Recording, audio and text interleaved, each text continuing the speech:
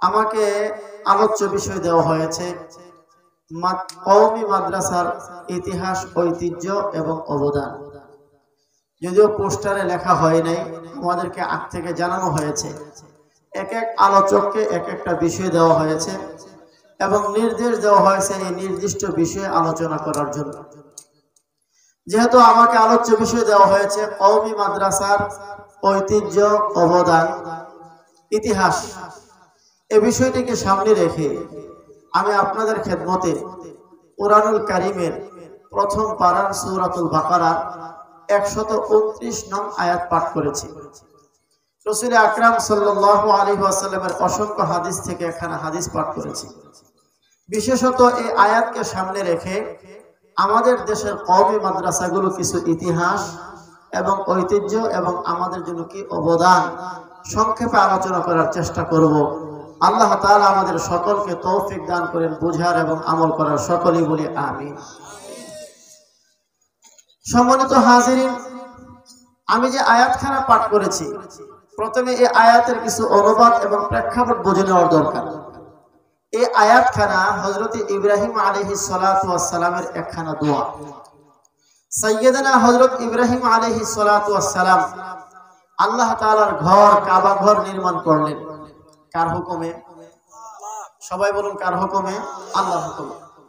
হযরত ইব্রাহিম আলাইহিস সালাতু ওয়াস সালাম আল্লাহর পয়গম্বর, আল্লাহর হুকুমে তিনি আল্লাহর ঘর, কাবা ঘর বানালেন। যেহেতু আল্লাহ হুকুম দিয়েছেন, হযরত ইব্রাহিম আলাইহিস সালাতু ওয়াস সালাম বুঝতে পেরেছেন যেহেতু আল্লাহর হুকুম এখানে ঘর বানানো। যখন ইব্রাহিম আলাইহিস সালাম ঘর বানাচ্ছিলেন তখন সেখানে অনেক মানুষের অবস্থান ছিল। কোন মানুষের অবস্থান ছিল? মানুষ তো বহুত দূরের কথা, পশু পাখি পোকামাকড়ের অবস্থান ছিল। চতুর্দিক থেকে পাহাড়ে বেষ্টিত একটি জায়গা। হযরত ইব্রাহিম আলাইহিস সালামকে আল্লাহ হুকুম দিলেন, তোমার সন্তান স্ত্রীকে নির্বাসন দাও। তিনি নির্বাসন দিলেন। পরবর্তীতে হুকুম দিলেন, এখানে ঘর বানাও। তিনি ঘর বানালেন। হযরত ইব্রাহিম আলাইহিস সালাতু ওয়াস সালামের সাথে সহযোগী ছিলেন হযরত ইসমাঈল আলাইহিস সালাম। হযরত ইসমাঈল তখন নবী হন নাই, ইব্রাহিম আলাইহিস সালাম তখন নবী। একজন নবী এবং আরেকজন ভবিষ্যৎ নবী, দুইজন মিলে কাবা ঘর নির্মাণ করলেন আল্লাহর হুকুমে।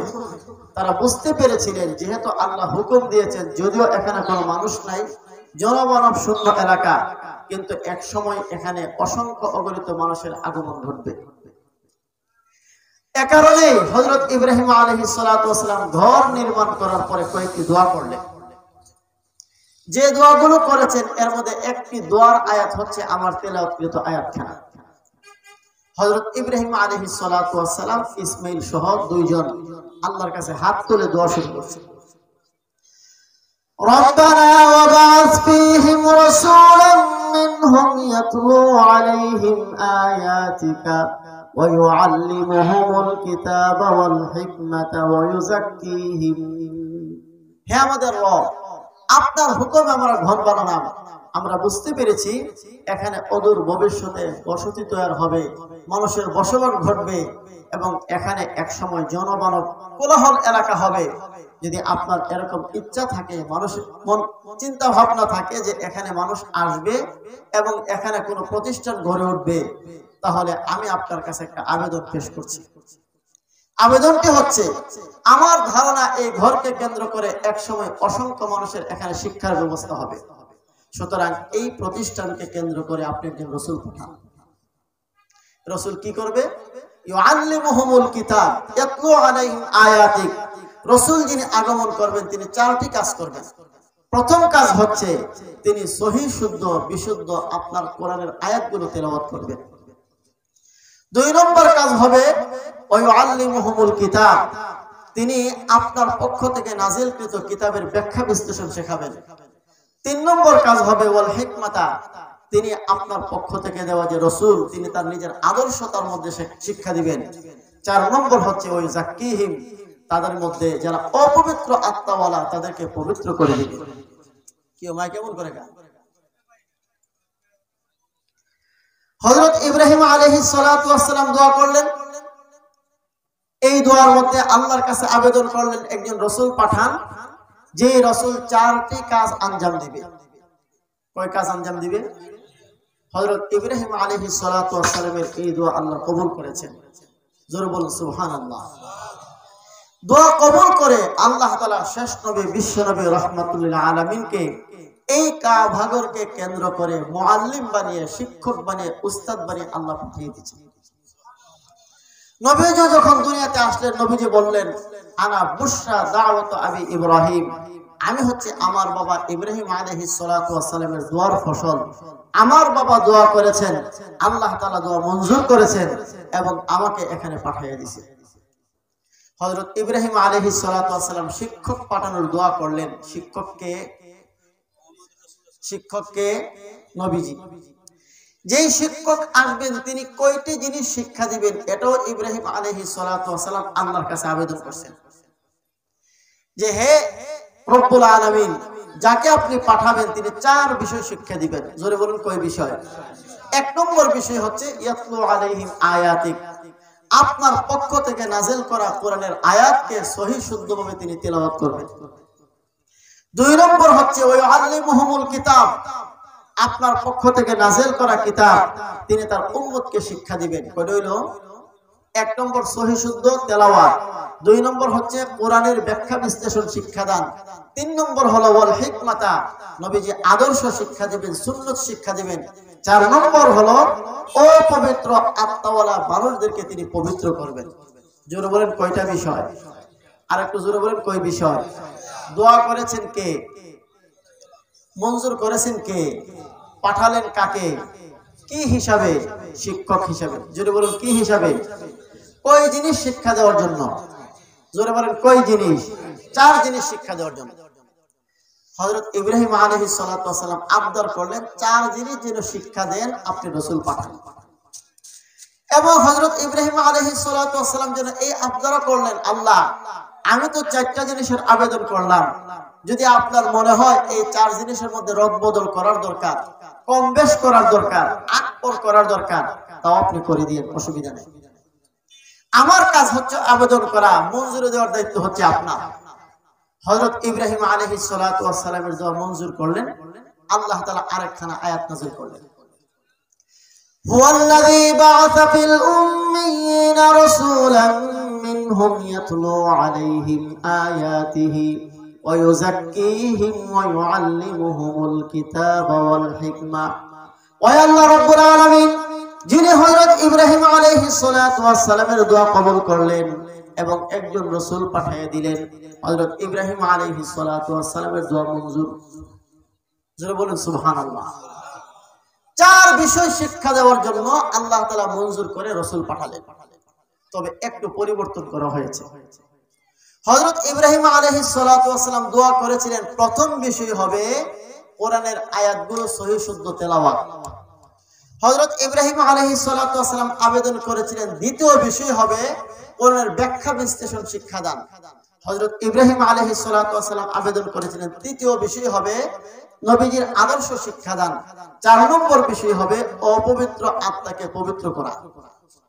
আল্লাহ তাআলা এই 4 বিষয় ঠিক রাখলেন, কিন্তু সিরিয়ালটা একটু আকবর করে দিলেন। হযরত ইব্রাহিম আলাইহিস সালাতু ওয়াস সালামের আবেদনের মধ্যে যে জিনিসটা ছিল 4 নম্বরে, ওইটাকে আল্লাহ তাআলা নিয়ে আসলেন 2 নম্বরে। জোরে বলুন সুবহানাল্লাহ। 4 নম্বরে কি ছিল? অপবিত্র মানুষকে পবিত্র করা, অন্তরাত্মা পবিত্র করে দেওয়া, এটা ছিল 4 নম্বরে। হযরত ইব্রাহিম আলাইহিস সালাম আবেদনের মধ্যে 4 নম্বরে রাখলেন। আল্লাহ তাআলা মঞ্জুরি দিতে গিয়ে এটাকে নিয়ে আসলেন কত নম্বরে? 2 নম্বরে। এখন কি তরতিব হলো, কি সিরিয়াল হলো? 1 নম্বর কাজ হচ্ছে রাসূলের সহিহ শুদ্ধ কোরআনের তেলাওয়াত, 2 নম্বর কাজ হচ্ছে রাসূলের অন্তরকে পবিত্র করা, 3 নম্বর কাজ হচ্ছে রাসূলের শিক্ষক কোরআনের শিক্ষা দেওয়া, ব্যাখ্যা বিশ্লেষণ শিক্ষা দেওয়া, 4 নম্বর কাজ হচ্ছে রাসূলের উম্মতকে নবীজির আদর্শ শিক্ষা দেওয়া। 1 নম্বর কি? জোরে বলেন 1 নম্বর কি? কোরআনের সহিহ শুদ্ধ তেলাওয়াত। 2 নম্বর কি? অপবিত্র আত্মাগুলোকে পবিত্র করা।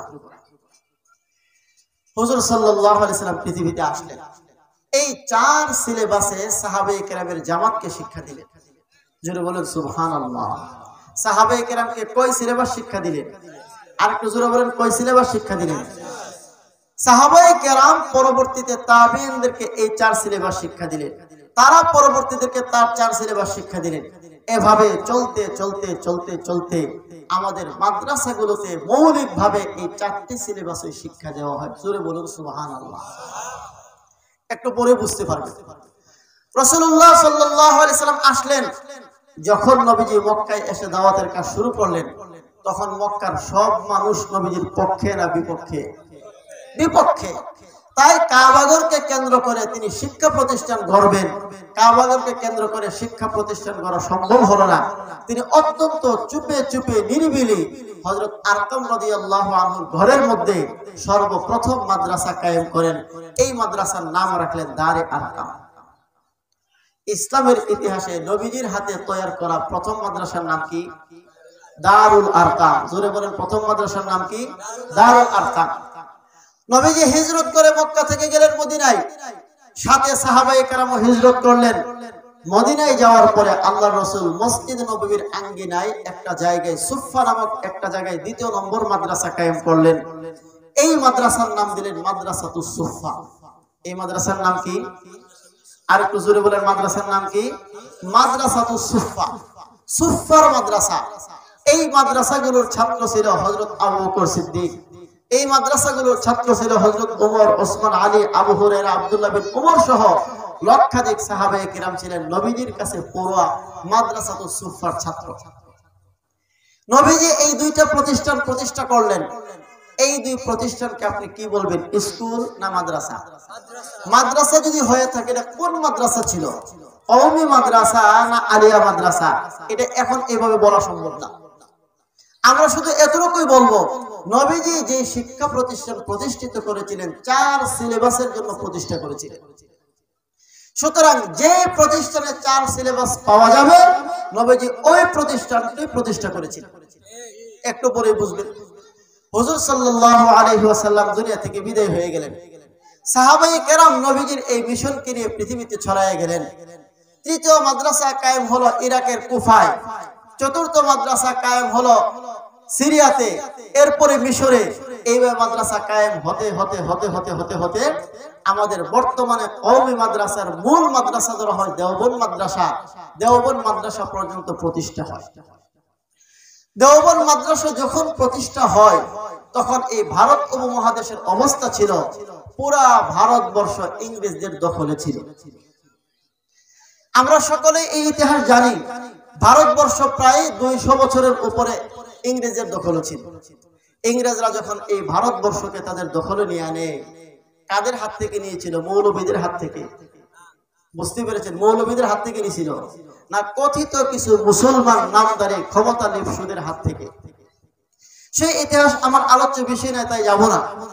হুজুর, ভারতবর্ষ যখন ইংরেজদের দখলে চলে গেল, তারা একটা আইন করে দিল যে ভারতবর্ষের সমস্ত জমিনের ভূমির মালিক হচ্ছে ব্রিটিশ।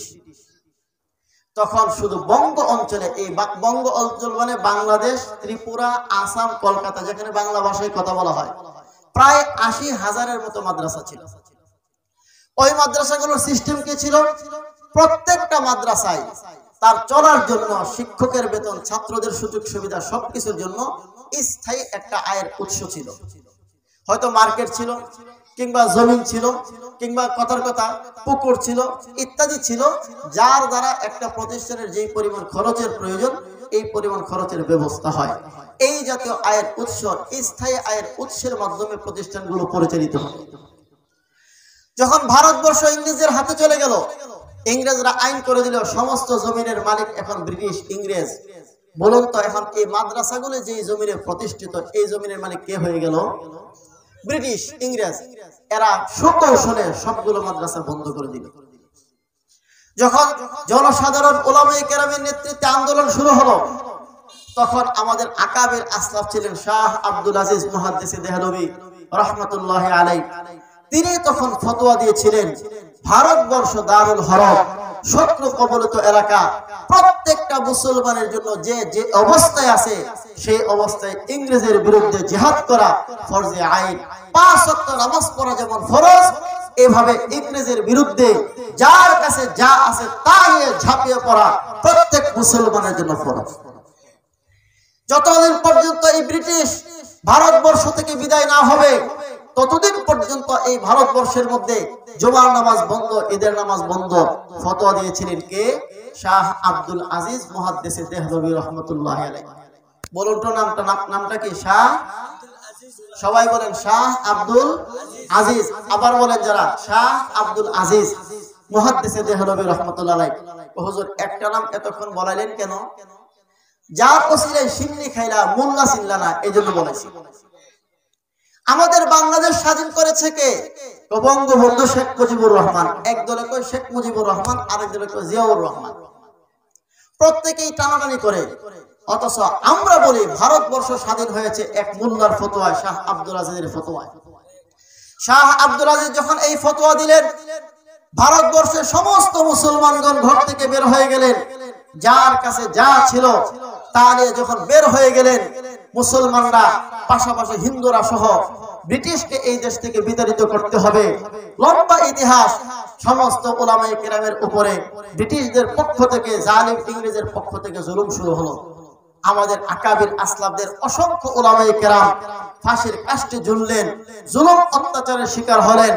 এক সময় উলামায়ে কেরাম দেখলেন সমস্ত মাদ্রাসাগুলো তারা বন্ধ করে দিয়েছে, আলেম উলামাদের উপর জুলুম অত্যাচার চলছে। এমন অবস্থা চলতে থাকলে এক সময় এমন একটা অবস্থা তৈরি হবে, মাদ্রাসা যেহেতু নাই, আলেম তৈরি হবে না। যে আলেমরা বর্তমানে আছে এরা যদি শহীদ হয়ে যায়, পরবর্তী প্রজন্মকে আর দ্বীন শিক্ষা দেওয়ার মতো কোনো কিছু থাকবে না। সুতরাং উলামায়ে কেরাম সাময়িক সশস্ত্র জিহাদকে স্থগিত ঘোষণা করে তারা মাদ্রাসা শিক্ষা আবার নতুন করে চালু করার জন্য চিন্তায় লেগে গেলেন। দেওবন্দ মাদ্রাসা 6 জনে মিলে প্রতিষ্ঠা করেছেন। এই 6 জন পরামর্শ করলেন মাদ্রাসা করার দরকার।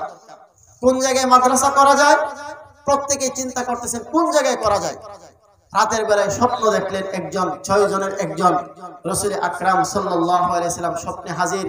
এসে বলেন, হে কাসিম নানতবি, স্বপ্নের মধ্যে নবীজি দেখাচ্ছেন, হে কাসিম নানতবি, ভারতবর্ষে তুমি মাদ্রাসা করতে চাও, চলো আমার সাথে। নবীজির সাথে নিয়ে চললেন।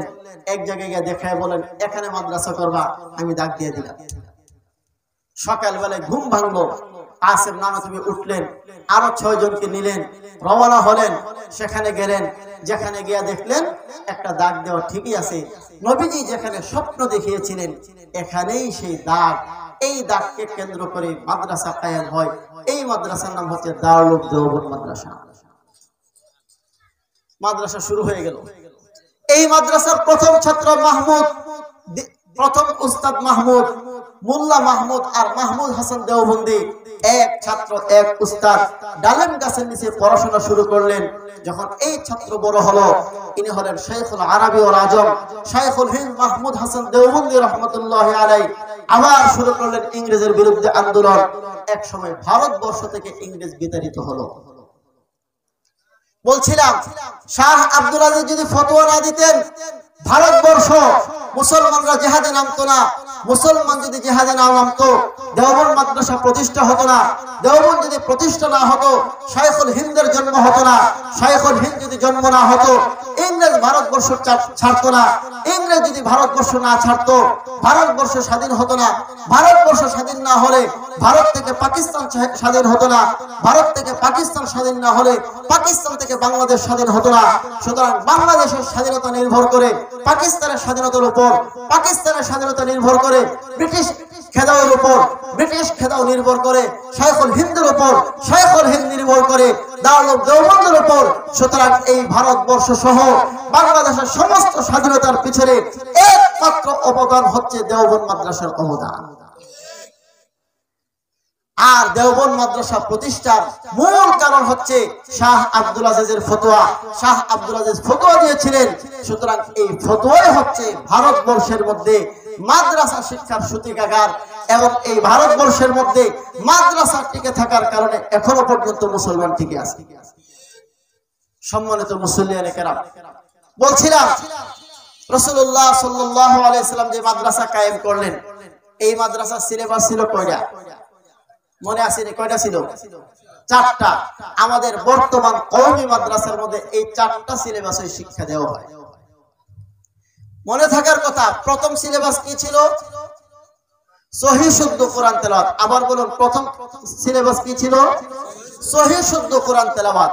যখন ছোট্ট একটা বাচ্চা 5 বছর 6 বছরের একটা বাচ্চা মাদ্রাসায় ভর্তি করা হয়, তার প্রথম সবকটাই দেওয়া হয় আলিফ বা তাসা। আপনারাও আলিফ বা তাসা পড়েন, নুরানির একটা বাচ্চাও আলিফ বা তাসা পড়ে। পার্থক্য আছে না নাই? আকাশ পাতাল পার্থক্য। আমরা একসময় পড়ছি আলিফ বে তে সে, কিন্তু এখন নুরানির বাচ্চা পড়ে আলিফ বা তা সা জিম। পার্থক্য আছে না নাই? কি পার্থক্য? একটা সহিহ শুদ্ধ আর একটা অশুদ্ধ। শুদ্ধ আর অশুদ্ধের পার্থক্য। তো প্রথম কাজই হচ্ছে মাদ্রাসার মধ্যে সহিহ শুদ্ধ কোরআন তেলাওয়াত। হযরত ইব্রাহিম আলাইহিস সালাতু ওয়াস সালাম দোয়া করেছেন, আল্লাহ তাআলা মঞ্জুরি দিয়েছেন, নবীজির মাধ্যমে বাস্তবায়ন করেছেন। এইজন্য কওমি মাদ্রাসাওয়ালারা প্রথম শিক্ষা সিলেবাস গ্রহণ করেছে। যখনই কোন একটা মাসুম বাচ্চা মাদ্রাসায় ঢুকবে, তার প্রথমেই সবক দেওয়া হবে সহিহ শুদ্ধ কোরআন তেলাওয়াত শিক্ষার জন্য কোরআনের প্রথম অক্ষরগুলো সহিহ শুদ্ধভাবে শিক্ষা দেওয়া। তাই আলিফ বা তাসা সহিহ শুদ্ধভাবে শিক্ষা দেওয়ার প্রথম সবকটা দেওয়া হয়। আলহামদুলিল্লাহ সুম্মা আলহামদুলিল্লাহ, পুরা পৃথিবীতে সহিহ শুদ্ধ তেলাওয়াতের মধ্যে বাংলাদেশ এখন চ্যাম্পিয়ন। আপনাদের খারাপ লাগতেছে নাকি? পুরা বিশ্বের মধ্যে বাংলাদেশ কোন দিক থেকে 1 নম্বর হতে পারে নাই। একটা দিক থেকে হয়, এটার নাম হলো দুর্নীতি। কথা বলুন ঠিক কিনা? এই দুর্নীতিগুলো করে কে? সরকারের আমলা কামলা, যারা স্কুল কলেজ ভার্সিটিতে উচ্চ উচ্চ শিক্ষিত নিয়ে ডিগ্রি হয়ে যারা ক্ষমতায় বসে আছে, এরা করে দুর্নীতিতে 1 নম্বর। আর পেটে ভাত নাই, বসার জায়গা নাই, কোনো কিছু নাই, ছন্ন ছাড়া কওমি মাদ্রাসার ছোট্ট ছোট্ট ছাত্ররা পুরা পৃথিবীর মধ্যে সহিহ শুদ্ধ কোরআন তেলাওয়াতের মধ্যে ফার্স্ট হয়। কথা বলুন ঠিক কিনা? এটা একমাত্র কওমি মাদ্রাসার অবদান। কওমি মাদ্রাসা ছাড়া কোন শিক্ষা প্রতিষ্ঠানে, আমি কসম করেও যদি বলি, কওমি মাদ্রাসা ছাড়া কোন শিক্ষা প্রতিষ্ঠানে সহিহ শুদ্ধ কোরআন শিক্ষা দেওয়ার কোন ব্যবস্থা রাখা হয়নি।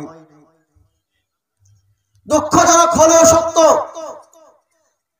আমাদের দেশে কওমি মাদ্রাসার পাশাপাশি সরকারি মাদ্রাসাগুলো আছে। দুঃখজনক হলেও সত্য, সহিহ শুদ্ধভাবে কোরআন তেলাওয়াত শিক্ষার কোন ব্যবস্থা ওখানে রাখা হয়নি। এখানে কোনো ছাত্র থাকতে পারেন, শিক্ষক থাকতে পারেন, আমার কথা ভুল হলে আপনি এখানে আমাকে ধরতে পারেন, হুজুর আপনি ভুল বলেছেন, আপনি সঠিক বলেন নাই। আমি চ্যালেঞ্জ করে বলতে পারি, কোন মাদ্রাসায় কোরআনকে সহিহ শুদ্ধভাবে শিক্ষা দেওয়ার জন্য সরকারি মাদ্রাসাগুলোতে প্রাতিষ্ঠানিকভাবে কোনো ব্যবস্থা রাখা হয় নাই। অথচ মাদ্রাসা শিক্ষার প্রথম সিলেবাস ছিল, হযরত ইব্রাহিম আলাইহিস সালাম দোয়া করেছেন, নবীজি বাস্তবায়ন করেছেন। কওমি মাদ্রাসার মধ্যে নেওয়া হয়েছে প্রথম সিলেবাস সহিহ শুদ্ধ কোরআন তেলাওয়াত। 2 নম্বর, অপবিত্র আত্মাগুলোকে পবিত্র করা। হুজুর সাল্লাল্লাহু আলাইহি সাল্লামের এই জিম্মাদারি ছিল। কওমি মাদ্রাসায় একটা ছেলে ভর্তি হওয়ার পরে প্রথমত আলিফ বা তাসার মাধ্যমে সহিহ শুদ্ধ কোরআন তেলাওয়াতের সবক দেওয়া হয়। দ্বিতীয়ত তাজকে নফসের সবক দেওয়া হয়। কিভাবে? একটা বাচ্চা যখন ভর্তি হয় মাদ্রাসায়, ভর্তি হওয়ার আগ পর্যন্ত দেখবেন লম্বা লম্বা চুল। এই স্কুলে পড়ছে 2 ক্লাস 3 ক্লাস, লম্বা চুল, প্যান্ট একটা পড়ছে টাকনুর নিচ পর্যন্ত, দাঁড়ায় মুতে, আর মুতের কোনো স্টাইল মিস্টাইল নেই। বাপ ভাই আপনজনদের সাথে কথা বলার কোনো সিস্টেম তার জানা নাই। কথা বলুন ঠিক কিনা? মাদ্রাসায় যেদিন দিয়ে গেছে, ওই দিন থেকে হুজুর তাকে বোঝানো শুরু করছে, বাবা তোমার মাথার চুলগুলো কিন্তু একটু বড় বড়, একটা শুরু করছে। দেখবেন 1 সপ্তাহ পরে গিয়ে দেখে এই লম্বা লম্বা চুল এখন নাই, এখন পুরা মাথা সমান। শুরু হয়েছে পবিত্রকরণ। আগে টাকটুর নিচে প্যান্ট পরতো, লুঙ্গি পরতো, 1 সপ্তাহ পরে গিয়ে দেখেন তার অভ্যাস হয়ে গেছে, এখন টাকটুর নিচে ভুলেও যায় না, উপরে উঠছে। আগে দাঁড়ায় মুততো, এখন বসে পেশাব করে। এই যে পবিত্র হওয়া শুরু হলো, এটা একমাত্র কওমি মাদ্রাসার অবদান। দুনিয়াতে বহু প্রতিষ্ঠান আছে, কোন প্রতিষ্ঠানে ছেলের চুলটা বড় না ছোট দেখে না, একমাত্র কওমি মাদ্রাসায় দেখে। ছেলেটা দাঁড়ায় মতে না বসে মতে দেখে না, একমাত্র কওমি মাদ্রাসা দেখে। টাকটুর নিচে পায়জামা পরলো না টাকটুর উপরে পরলো, কেউ দেখে না, একমাত্র কওমি মাদ্রাসা দেখে। নামাজের সময় ছেলেগুলো হেঁটে হেঁটে রাস্তা দিয়ে চলে যাচ্ছে, কেউ দেখেন একমাত্র কওমি মাদ্রাসা দেখে দাঁড়িয়ে উঠতেছে, আর ছেলেগুলো দাঁড়িয়ে কাটতেছে, কেউ দেখে না কওমি মাদ্রাসা দেখে। এর কারণ হচ্ছে রাসূল করিম সাল্লাল্লাহু আলাইহি ওয়াসাল্লাম শিক্ষা দিয়েছেন 4 সিলেবাস। 4 সিলেবাসের 2 নম্বর সিলেবাস ছিল অপবিত্র আত্মাকে পবিত্র করা। যখন থেকে কওমি মাদ্রাসায় একটা ছাত্র ভর্তি হয়, ওই দিন থেকে সহিহ শুদ্ধ কোরআন তেলাওয়াতের জন্য সবক দেওয়া হয়, তাকে পবিত্র করার জন্য আস্তে আস্তে তাকেও সবক দিয়ে দেওয়া হয়। কথা বলুন ঠিক না বেঠিক? এই বাংলাদেশের মধ্যে কওমি মাদ্রাসা ছাড়া কোন মাদ্রাসা এমন পাবেন নামাজের সময় একটা ছেলে যদি বাইরে রাস্তায় ঘুরে, তাকে নামাজের পরে ধরে এনে উস্তাদ তাকে শাসন করে? আছে? কওমি মাদ্রাসারা কোন প্রতিষ্ঠান এমন পাবেন মাদ্রাসা নাম দিয়ে তারা বসবাস করতেছে, সরকারের বহুত সুযোগ সুবিধা ভোগ করতেছে, তো তার দাড়িগুলো কাটতেছে, শিক্ষক তাকে ধরে বলছে দাড়ি কাটো কেন? বলার সাহস আছে কার? টাকটুর নিচে প্যান্ট পরতেছে, পায়জামা পরতেছে, সাহসটাই এই কথা ছাত্রকে বলার, তোমার প্যান্ট টাকটুর নিচে কেন? একমাত্র ক্ষমতা, একমাত্র শিক্ষা ব্যবস্থার নাম হচ্ছে কওমি মাদ্রাসা। এখানে ছাত্রদের তরবিয়ত দেওয়া হচ্ছে, মানুষ বানানো হচ্ছে। এর কারণ আমরা যে সিলেবাস নিয়ে বসছি আমাদের বানানো সিলেবাস নয়, এই সিলেবাস হযরত ইব্রাহিম আলাইহিস সালাতু ওয়াস সালামের দোয়া, আল্লাহ রাব্বুল আলামিনের পক্ষ থেকে মঞ্জুরি, আর বিশ্ব নবী রাহমাতুল লিল আলামিনের মাধ্যমে বাস্তবায়ন। কয়টা হইলো? বুঝতেছেন না আমার কথা? 3 নম্বর, ওয়া ইউআল্লিমুহুমুল কিতাব, কোরআনের ব্যাখ্যা বিশ্লেষণ শিক্ষা দান। আমাদের মাদ্রাসায় যখন একটা ছেলে ভর্তি হয়, প্রথম সিলেবাস আলিফ বা তাসার সবক শুরু হয়, দ্বিতীয় সিলেবাস তাজকিন নফস শুরু হয়, প্যান্ট ঠিক করে পড়তে হবে, দাড়ি রাখতে হবে, দাঁড়ায় পেশাব করা যাবে না, এরপরে চুল ছোট করতে হবে, ইত্যাদি ইত্যাদি। এরপরে যখন সে আস্তে আস্তে সহিহ শুদ্ধ তেলাওয়াত করে উপরের দিকে উঠতে থাকে, যারা মাদ্রাসায় পড়াশোনা করেছেন তারা কিছুটা বুঝবেন, যখন মিজান জামাতে পড়ে তখন ব্যাকরণ শিক্ষা দেওয়া হয়, নাহবিমির জামাতে পড়ে আরবি ব্যাকরণ শিক্ষা দেওয়া হয়, হেদায়াতুন নহু জামাতে পড়ে আরবি ব্যাকরণ শিক্ষা দেওয়া হয়। কেন? সে আস্তে আস্তে 3 নম্বর সিলেবাসে ঢুকবে, যার অর্থ হচ্ছে কোরআন কারীমের ব্যাখ্যা বিশ্লেষণ শিখবে। কোরআন কারীমের ব্যাখ্যা বিশ্লেষণ শেখার জন্য শুধুমাত্র আরবি কোরআন সামনে দিলেই সে বুঝবে না, তাকে বোঝার জন্য যোগ্যতা অর্জন করতে হবে। অন্তত 3 থেকে 4 বছর আরবি ব্যাকরণ, নাহwu, সরফ এবং আরবি সাহিত্য শিক্ষা দেওয়ার পরে 4 বছর পরে তার হাতে কোরআন দেওয়া হয়, সরাসরি কোরআন, আরবি কোরআন দিয়ে। এবার শুরু হয়েছে আস্তে আস্তে করে কোরআনের অনুবাদ শিক্ষা দেওয়া। হেদায়াতুন নহু জামাত, কাফিয়া জামাত, শরহে বেগায়া জামাত পর্যন্ত তাকে পুরা কোরআন কারীমের তরজমা, বিশুদ্ধ তরজমা শিক্ষা দেওয়া হয়, একদম আলহামদু থেকে নিয়ে নাসের সিন পর্যন্ত। কয় বছরের শিক্ষা দেওয়া হয়? সবাই বলেন কয় বছরের শিক্ষা দেওয়া হয়? এরপরে জালালাইনের বছর, তাফসীরুল জালালাইন নামে একদম সূরাতুল ফাতিহা থেকে নিয়ে নাস পর্যন্ত পুরা 30 পারা কোরআনের তাফসীর শিক্ষা দেওয়া হয়। আমি কসম করে বলতে পারি বাংলাদেশের মধ্যে একমাত্র কওমি মাদ্রাসার মধ্যে আল্লাহর নাজিল করা 30 পারা কোরআনের ব্যাখ্যা বিশ্লেষণ শেখানো হয় নেসাব ভিত্তিতে। আলিয়া সরকারি মাদ্রাসাগুলোর মধ্যে আছে, তবে খন্ড খন্ড করে, অংশ অংশ করে। আমার জানাই কোনো ভুল হলে এখানে কেউ থাকলে আমাকে ধরবেন, আমারও সংশোধনের দরকার আছে। পুরো কোরআনের তাফসীর হাতে গোনা 2-1টা মাদ্রাসায়, সরকারি মাদ্রাসায় শেখানো যেতে পারে, কিন্তু ব্যাপকভাবে মাদ্রাসাগুলোতে কোরআনের তাফসীর পড়ানো হয় না, আংশিক পড়ানো হয়। ওই সূরা থেকে 10 আয়াত, ওই সূরা থেকে 20 আয়াত, এইভাবে পুরো কোরআন থেকে খন্ড খন্ড করে সাময়িক কিছু শিক্ষা দেওয়া হয়। অথচ আল্লাহ তার রাসূলকে যে কোরআন পাঠিয়েছিলেন, রাসূলের দায়িত্ব ছিল পুরো কোরআন শিক্ষা দেওয়া, পুরো কোরআনের ব্যাখ্যা বিশ্লেষণ শিক্ষা দেওয়া হয় একমাত্র কওমি মাদ্রাসা। কয়টা হইলো? আর একটু জোরে বলেন, কয়টা হইলো? 3টা। এবার জালালাইন জামাত শেষ হইলো, শুরু হলো মেশকাত জামাত। মেশকাত জামাতে যখন ওঠে, নবীজির 4 নম্বর সিলেবাস ছিল ওয়াল হিকমাতা, নবীর আদর্শ শিক্ষাদান, নবীর সুন্নাত শিক্ষাদান। মেশকাত জামাতে ওঠার পরে মেশকাত শরীফ একখানা হাদিসের কিতাব আছে, প্রায় 5000-এর উপরে হাদিস আছে। মেশকাত শরীফের মধ্যে 5000 হাদিস পড়ানো হয়। আরো আসতে কোন সুবহানাল্লাহ।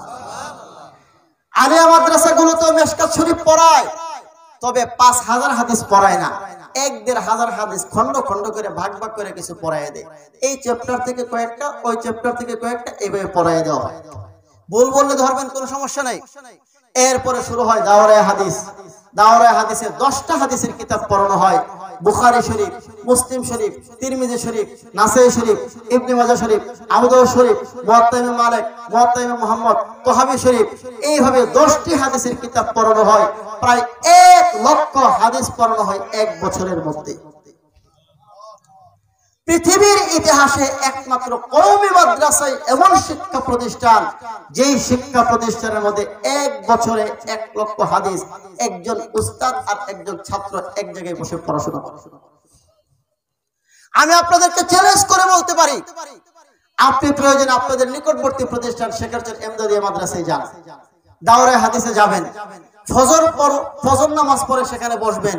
ফজরের পর থেকে সবক শুরু হয়, একদম এশার পরে রাত 10টা থেকে 11টা পর্যন্ত একটানা সবক চলে। মাঝখানে কিছু খাওয়া আর ঘুম আর নামাজ ছাড়া পুরা টাইম এক একজন উস্তাদ আসছেন, হাদিস পড়াচ্ছেন, ছাত্ররা হাদিস পড়তেছে। প্রত্যেক হাদিসের সাথে আল্লাহ রাসূলের দুরূদ শরীফ চলছে তো চলছে। একেবারে একটানা 1 বছর এক জায়গায় বসে 1 লক্ষ হাদিস পাঠ করা।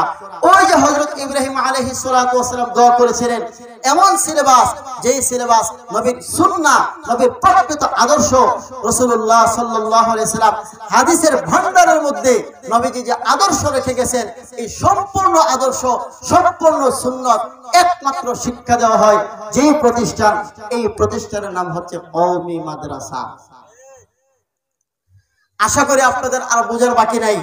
রাসূলুল্লাহ সাল্লাল্লাহু আলাইহি ওয়াসাল্লাম আল্লাহর পক্ষ থেকে যে শিক্ষক হয়ে প্রেরিত হয়েছিলেন, বলুন তো কয় জিনিস শিক্ষা দেওয়ার জন্য? আমাদের মাদ্রাসাগুলোতে কয় জিনিস শিক্ষা দেওয়া হয়? এই 4 জিনিস শিক্ষা দেওয়ার জন্য আল্লাহ রাসূলকে পাঠিয়েছেন। এই জন্য আমরা বলি আমাদের মাদ্রাসা রাসূলের ইশারায় হয়েছে দেওবন্দ। আমাদের মাদ্রাসার সিলেবাস শুধু রাসূলের ইশারায় নয়, সরাসরি আল্লাহ কোরআনে নাযিল করেছেন আর নবীজি বাস্তবায়ন করেছেন।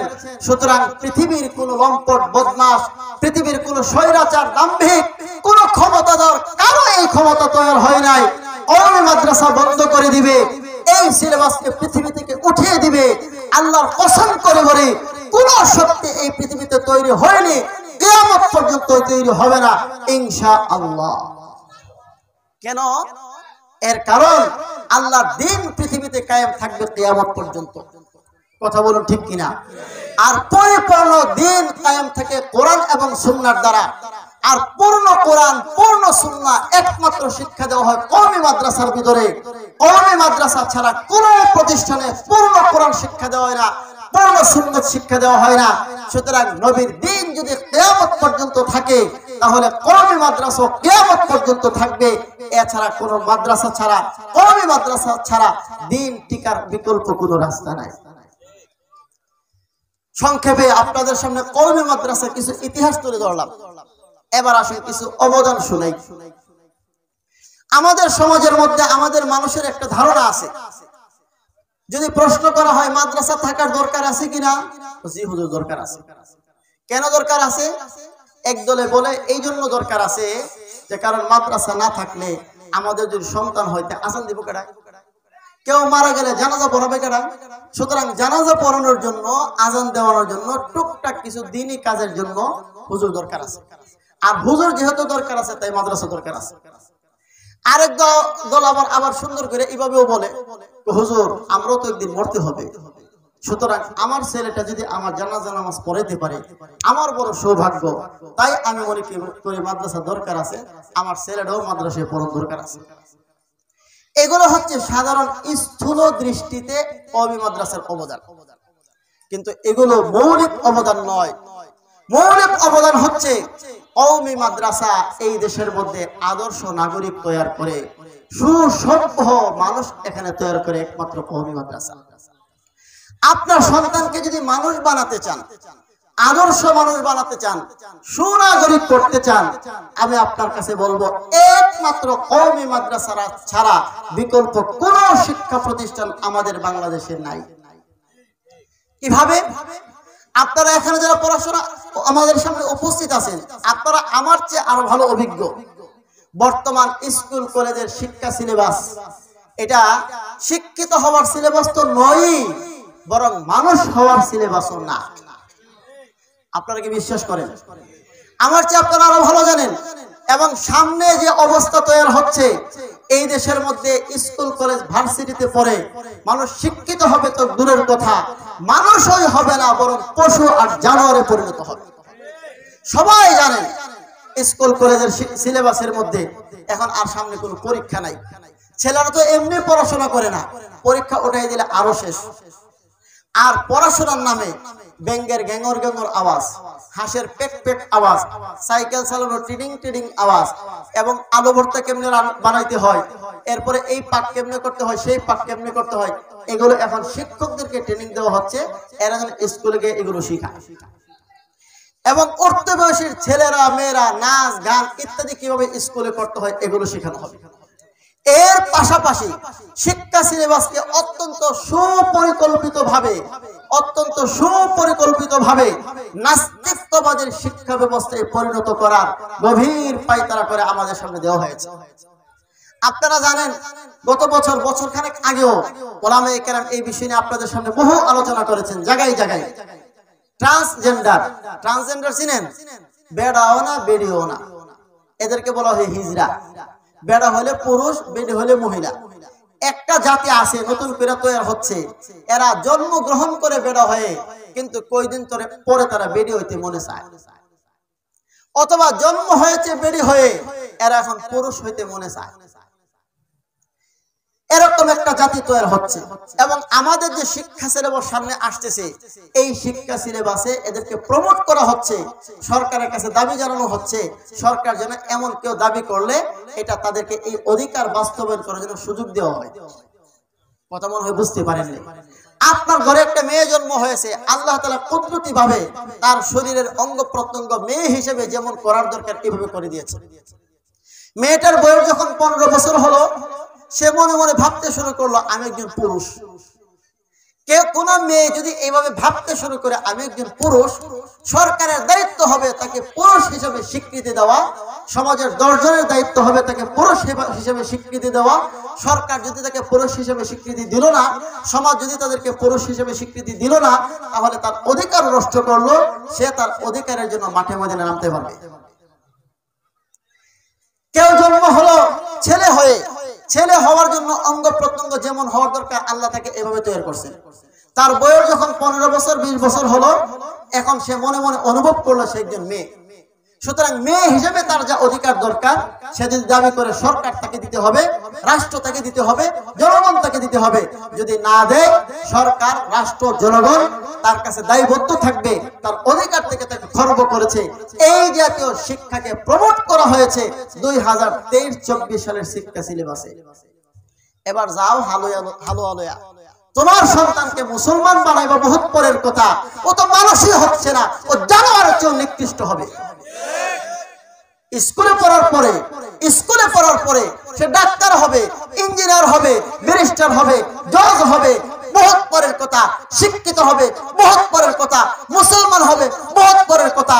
ও আস্তে এক জানোয়ার হয়ে নিকৃষ্ট কুকুরের মতো, শিয়ালের মতো, শুকরের মতো তার মানসিকতায় তৈরি হবে স্কুল কলেজের শিক্ষা ব্যবস্থায়। আপনাদের কাছে খারাপ লাগতে পারে, লাগলেও কথা বাস্তব, ভালো লাগলেও কথা বাস্তব। এমনটাই হচ্ছে, এমনটাই হতে যাচ্ছে সামনে। পাশাপাশি সরকারি মাদ্রাসাগুলো ইচ্ছাই হোক অনিচ্ছাই হোক সরকারের অনুগত হয়ে যাওয়ার কারণে তাদের আর কিছু করারও নাই। প্রায় সমস্ত সরকারি মাদ্রাসাগুলোতে, আলিয়া মাদ্রাসাগুলোতে ছেলে মেয়ে একসাথে পড়াশোনা করছে, শিক্ষক শিক্ষিকা একসাথে পাঠদান করছে। বলুন, উপযুক্ত মেয়ে উপযুক্ত পুরুষ শিক্ষক একসাথে দেখা সাক্ষাৎ করা, পাঠদান করা জায়েজ না নাজায়েজ? যেই শিক্ষা সিলেবাসের ক্লাসরুমের মধ্যে, শিক্ষা সিলেবাস শিক্ষা দেওয়ার মধ্যে আল্লাহর হুকুম, ফরজ হুকুম, পর্দার বিধান লঙ্ঘিত হচ্ছে, এমন শিক্ষা সিলেবাস থেকে আর যাই কিছু হোক, অন্তত আল্লাহর জমিনে আল্লাহর আইন বাস্তবায়নের জন্য যে আদর্শ শিক্ষা হওয়ার দরকার তা কখনো এখানে শিক্ষা দেওয়া হতে পারে না। আমি জানি ওখানকার অনেক শিক্ষকদের সাথে আমার কথাও হয়, ওনারা বলে হুজুর আমাদের তো কিছু করার নাই। হ্যাঁ, করার নাই, ঠিক আছে, আমি বুঝি, কিন্তু আমি আপনাদেরকে বলছি যে শিক্ষা ব্যবস্থায় শিক্ষকের কিছু করার থাকে না, আদর্শ শিক্ষক হওয়ার পরে নিবৃত্তি নির্জনে চোখের পানি ফেলে আর দোষতে থাকে সরকারকে, সরকার আমাদেরকে কি করছে। আমি আপনাদেরকে বলতে চাই, আপনার সন্তানকে কি এরকম বিষয়ের মধ্যে, এমন পেরেশানির মধ্যে ভবিষ্যতে পড়ো, আপনি কি চাইবেন? সুতরাং মানুষ হওয়ার জন্য, সত্যিকারের আদর্শ নবীতে উজ্জীবিত হওয়ার জন্য এবং সুনাগরিক হওয়ার জন্য একমাত্র প্রতিষ্ঠানের নাম হচ্ছে কওমি মাদ্রাসা।